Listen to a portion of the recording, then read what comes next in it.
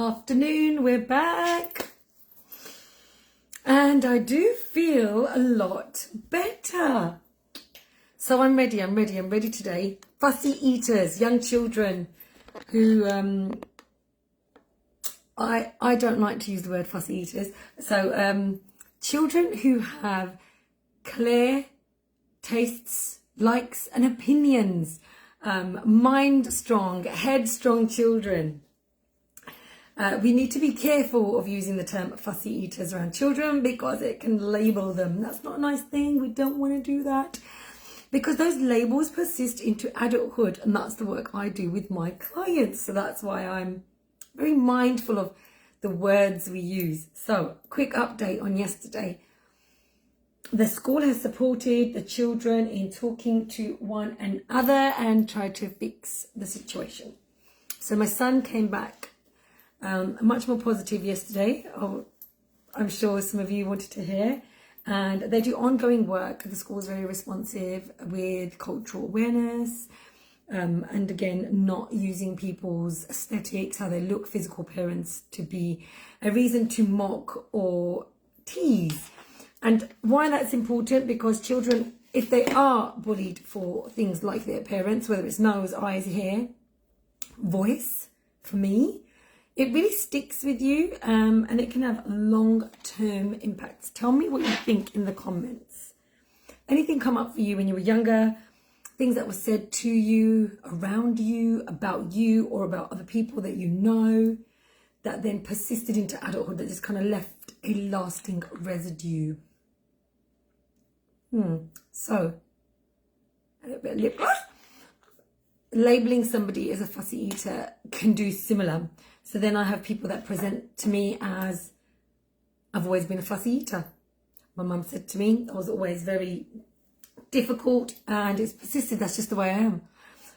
People can become very matter of fact in that identity statement, even though it was never theirs and it was pushed on them. Right, got me notes and I've got some notes up on screen, so I will be looking across to ensure that I'm giving you the best advice from my Future Fit training level 4 nutrition diploma materials. So it's, you know, science-based, like proper. It's not just random Google searches. So to kick off, children can very much go off food, reject food. They can become particular about one food that they liked the week before, very common. And if they don't present any other worrying signs, so you know your children, it could just be a developmental stage. So they go through phases, very normal. The other thing is point blank refusal can also be part of that. What I thought was really great when I was just reviewing my notes is how asserting their independence and using the word no becomes really common in toddlers. So it's a part of their developmental activities.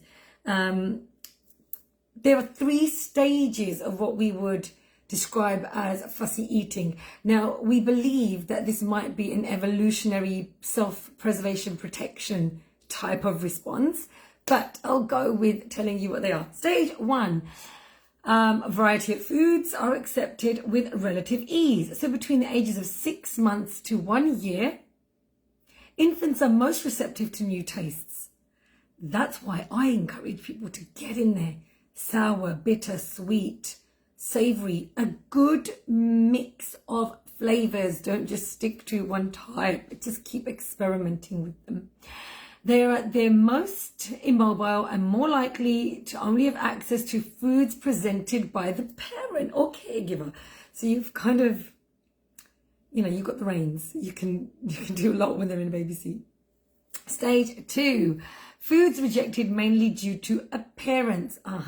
We are very sensory beings. So just the look of the food could be enough to send your child into no. Why is that important? I mentioned yesterday, translucency of jelly, polished fruit. Why do we think quality streets are in those brightly wrapped, sparkly wrappers? very attractive to the human eye. Whilst it is not impossible to encourage infants to try new foods during stages 2 and 3, it's certainly more challenging and requires a greater understanding of why the infant is reluctant to experiment with foods. So this is the time to present the variety. Get them trying different textures, flavors, different cooking methods. And then food, fussy eaters, stage 3. Foods previously accepted, now rejected. Many parents interpret the behavior during phase 2 and 3 as fussy eating, but the toddler is usually just displaying perfectly normal neophobic response. There we go. I like a little bit of psychological lingo. So like I said, when we kicked off, quite normal for children to have phases, and that may include strict rejection, like point blank rejection. So how do we establish a good eating habits with our children? And I did some of this work with you Monday and Tuesday, but I'll go again. So it can be challenging, but it can take 15 attempts before they acquire a new taste. Exploring the world, they don't want to sit down. Why would they want to do that when they can play? Becoming selective and suspicious about foods that they previously ate, and developing a sense of independence and saying no. Growing at a slower rate, and therefore appetite decreases. So yeah, appetite can increase and decrease alongside a growth rate. Now, I would say make the kitchen and the food and eating environment boring, but that's not that easy because a lot of us spend a lot of time in our kitchens. But yes, if they have a designated meal time, if children know that that's a routine thing that's going to happen, they're more receptive to engaging in the act of eating. Right.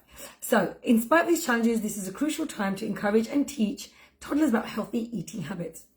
Like I said, 99% of the women I work with, 30s to 40s, are carrying some type of labeling identity given to them. You never liked eating, you only liked eating chips, you've always been the bigger one, you've always been the fussy one. These labels from childhood can really stick. So, let's encourage some healthy eating habits, shall we? I feel so much better today. I'm sure you can tell. Make healthy meals and snacks available at regular times throughout the day. Have them. Some people have grazing boxes where they put like an allocation or a kind of set amount of things for the day into a box. Kids learn how to dip in and out, managing their food intake. Again, they will be really interested in what you eat because they learn from you. So yeah, share your food, let them have a little taste. I know people get worried when children are under 1 about salt and should I let them have it? Yes, they're watching you, they're learning from you. It's absolutely fine. Provided it's not spicy, that could be very offensive to the child and cause them distress. So take cues from the toddlers and keep offering new feeds. Keep offering them new foods, even if they refuse them initially. Okay, so like, all of us, I had to acquire the taste for olives, I think, and it just took different combinations and in different foods to like it. If they refuse particular foods, try others from the same food group. I like this idea, and if you've got any questions about that, contact me. I do have a freebie download coming very soon, just to kind of summarize the work I've been doing this week with you, and I can include food groups in there. And use different preparation methods. So steaming will be softer, baking will be sweeter, raw is crunchy. Think about the sensory experience of touch. Look at what we said about the sight, how they look, and then how they'll feel. Have family meals with social interaction, demonstration of healthy eating behaviors. Again, if you are struggling, your child is watching, DM me, let's talk. If you navigate through your challenges around food, the children can go on that journey with you and learn through you and from you.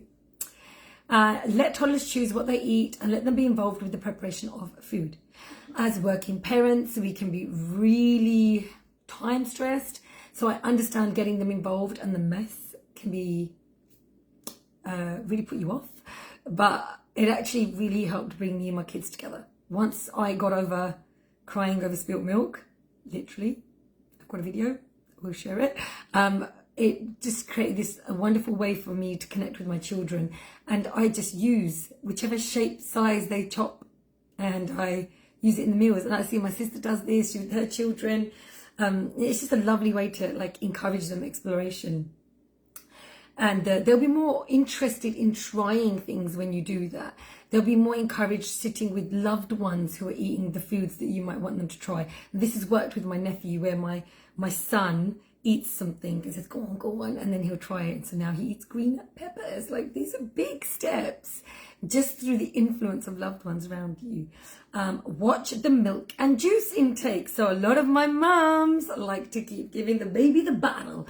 It's really important to move to a sippy cup around the age of 1, because with the bottle nipples, it encourages the milk to be present around the teeth more, which can encourage decay because it's exposing the enamel to the sugar from the milk.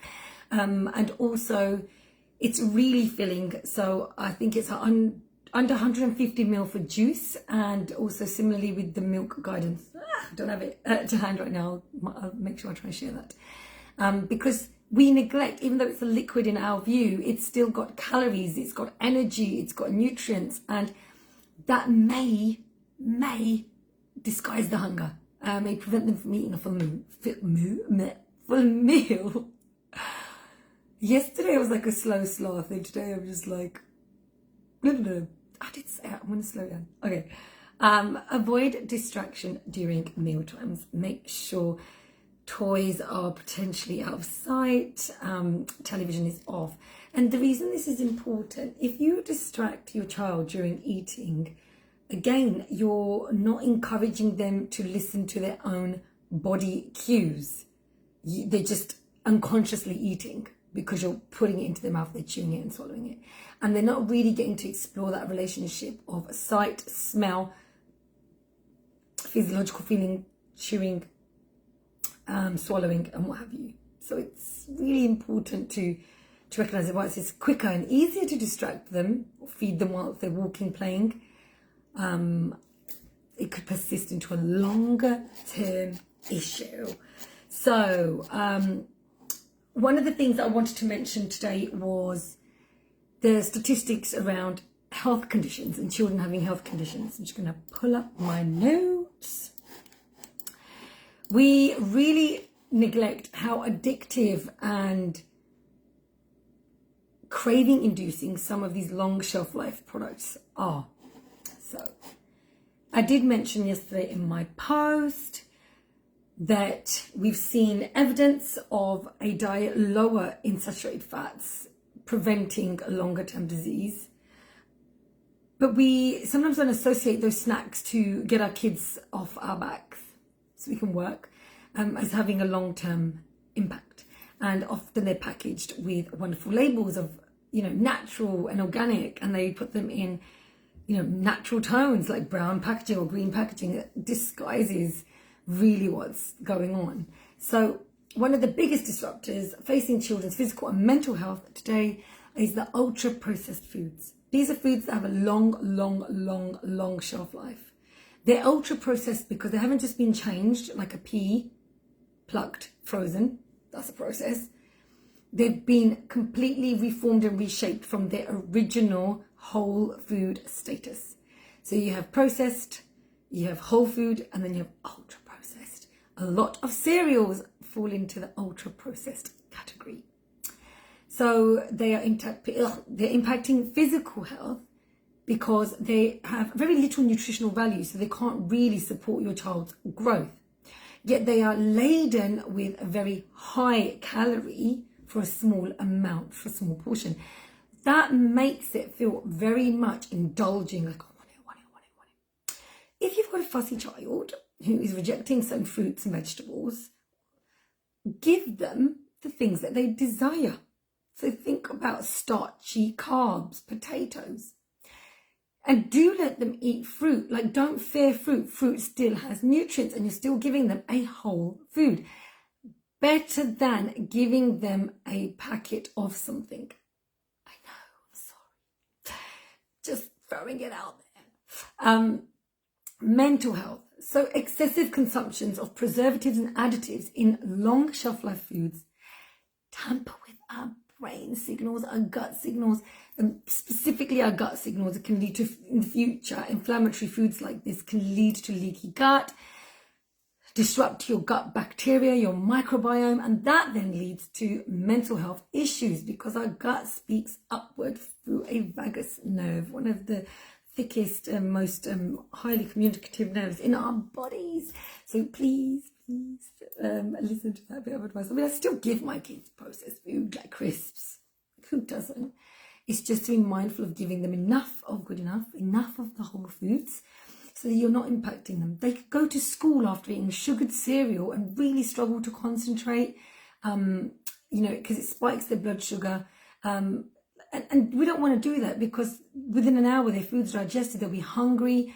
Equally, whatever's, contained, like I said, additives and preservatives, brain fog is just not a good vibe. So there's increasing evidence of the protective effect of a diet low in saturated fats and higher in fresh food and vegetables in prevention of coronary heart disease. Like, that is something we can prevent for our children, right? It's amazing. And what our kids eat today will impact their tomorrow. Think of their long-term health. If they are diagnosed with a condition, or even things like cavities and fillings, but, and then on top of that, diabetes, it becomes harder for them to navigate and function, because people tease, but also within themselves, like, what do I eat? What do I not eat? Just second guessing. And we've seen this with children with allergies, and helping and supporting them, because they can be victims of teasing. It's so imperative that we have preventive measures and take them. So we influence our children's eating by the foods we provide and the availability of fresh fruit and vegetable in comparison to the longer life foods or higher fat foods. Allowing them to eat in front of the TV when they're distracted, which encourages unconscious eating, and is scientifically proven to be linked to higher BMI in children. Like exploring their own eating styles. So when we stop them or tap them or, forbid them or tell them off for eating slowly, like, these are their styles and we have to let them explore that. Their behavior at mealtime. So sitting together during family meals really encourages longer term self-esteem and confidence with meals. And then the practices that we use during weaning, like I said, between 6 and 1 year, they are more susceptible, more open to different flavors. So you are massively important to your child's food story. One of the things that I wanted to add to that, so you are massively important to your food story, child's food story, their mental well-being, and the way that they process life. So yesterday, where I felt challenged seeing my son being, singled out in a queue, going into school, and hearing about him playing on his own. As a parent, it really impacts us. And for me, emotional regulation is very important. So today I feel much better. Some people could sit with that for days.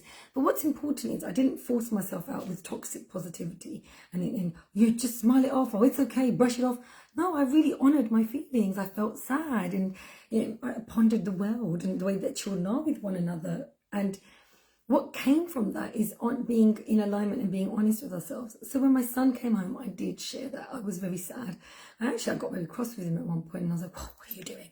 But I said, babe, like, I've been really feeling sad feelings because of what happened. And he said, how do you think I feel? And I said, yeah, I know. And that's why I'm trying to make this evening a nice and comforting space. And he said, whatever kicked off, I've forgotten. He was like, yeah, I know. And he recognised the efforts I'd made. But it's important that the way I speak to him, he understands that we as adults also have emotional, responses and reactions. But one thing that would not have helped is me taking my emotions into the playground, into the school. I work collaboratively with the professionals, and it secured a much better outcome, and we'll be monitoring the situation because they don't just go away overnight. So thank you for all your messages, for watching the video. Tomorrow I'm back with body image. That one's pretty deep. Like I said, if you're triggered by any of these conversations, or if you want food advice, please do reach out. If I'm not the right person for you, I will signpost you to a professional. We encourage our children to ask for help. Never be shy to do the same. And that's why having these conversations is so important. So please do continue to spread awareness in Children's Mental Health Week. And I'll see you back here tomorrow, 2 o'clock, for a very important discussion on body image and the impact on children.